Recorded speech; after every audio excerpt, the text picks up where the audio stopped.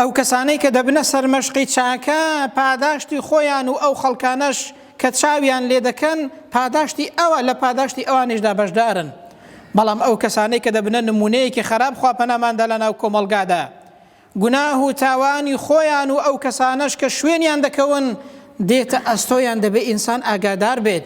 ئەو ڕۆژ زۆرێک لە خەڵک دەبینی کە تەماشا دەکەی بۆ ئەوەی ئیمتیاز و شتێکی دنیایی دەستکەوێت، خەڵک بەرەو ئاقارێکی خراپ دەبات، خەڵک بەرەو بەدڕەوشتی دەبات، خەڵک بەرەو خراپەکاری دەبات بۆ ئەوەی کە ئیمتیازێک و شتێکی دنیایی دەستکەوێت.